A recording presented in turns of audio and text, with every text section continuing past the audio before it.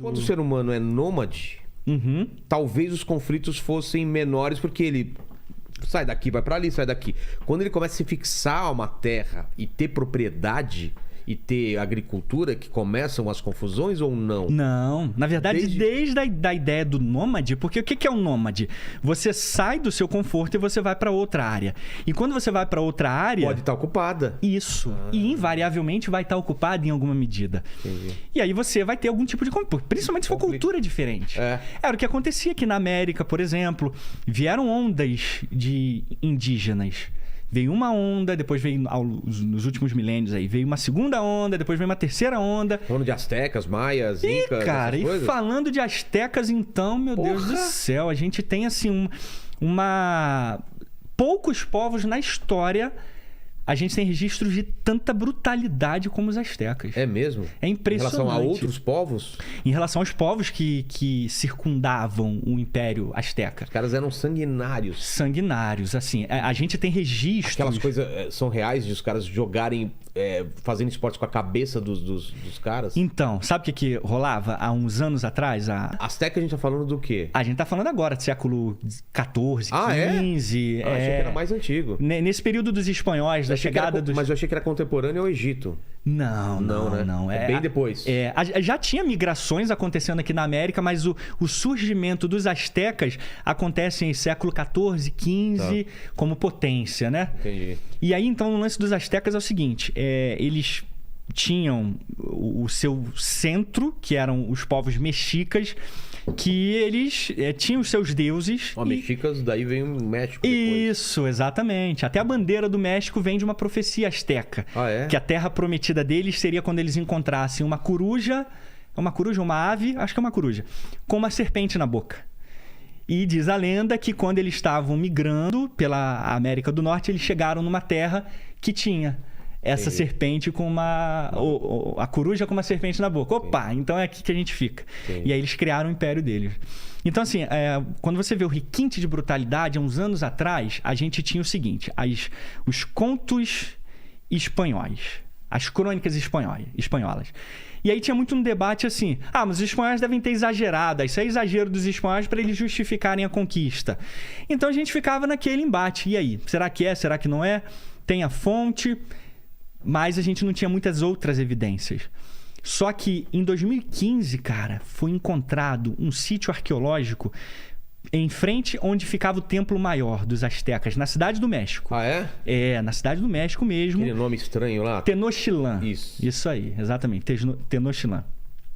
Eles encontraram um templo e nesse templo era o seguinte: era 40 metros...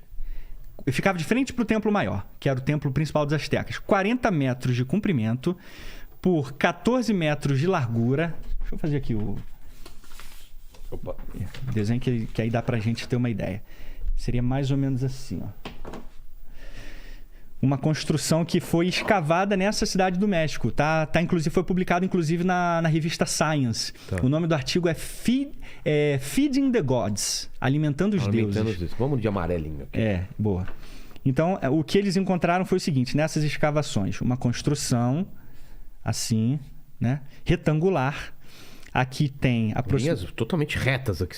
Você percebeu, né? Eu acho que essa parte aqui... Parece uma trave torta, né? Mas tudo Vilela, bem. você gostaria de dar as honras? Não, tudo bem. É um retângulo. Eu tô me sentindo constrangido, cara, nesse momento. Tô brincando, cara. De boa.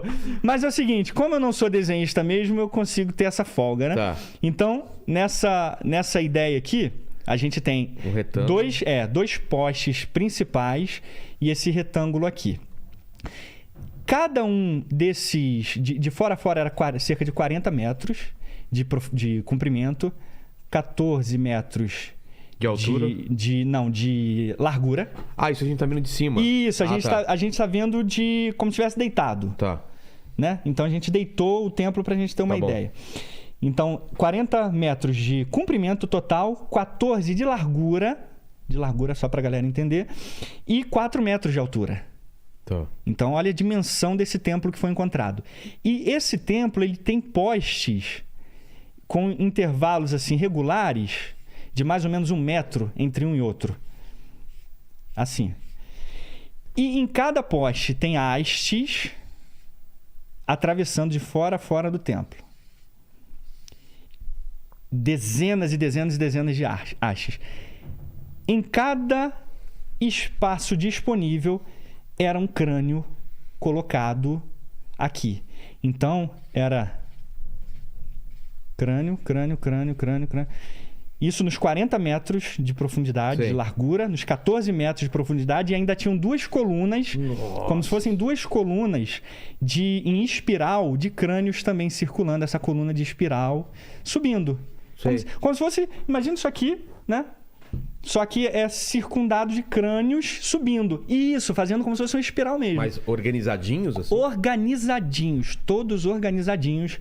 E segundo esse templo que foi encontrado, e os historiadores chegaram, os arqueólogos e historiadores chegaram à conclusão, ela bate exatamente com uma crônica espanhola, de um padre do século XVI. Então, até então, supunha-se que era alguma criação espanhola. Entendi. Mas aí, quando eles, então, escavaram esse templo e encontraram essa construção colossal, confirmaram que, de fato, né, a crônica é verdadeira. Ela tem uma comprovação. Adversários, inimigos que eles empilhavam. Exatamente. Para alimentar os deuses. Então, na cabeça deles, esses sacrifícios, então, eles conquistavam territórios ao redor deles, matavam daquela maneira como a gente... Inclusive o filme Apocalipto, ele, né, exemplifica isso. Aquele tipo de sacrifício ficou conhecido como esfolamento dos homens, que era literalmente arrancar o coração da vítima viva. Nossa. E arrancar os membros e jogar a escadaria abaixo e a galera lá embaixo se alimentar, né? Meu Deus. Então assim... Poucas culturas atingiram um nível de... Para os nossos olhos, né? Claro. E também para os olhos dos espanhóis daquela época. Tão brutal quanto os astecas. Então, assim, eles criaram coisas impressionantes. Calendários, construções, pontes por cima das águas, canais de água. Os caras eram gênios, assim... Para os níveis americanos, vamos colocar assim, os caras, eles se desenvolveram. Os incas, os maias também, né, tiveram uma ideia de desenvolvimento muito grande. Mas os astecas atingiram um nível de criação, de tecnologia impressionante. Mas a brutalidade acompanhava essa mesma genialidade deles.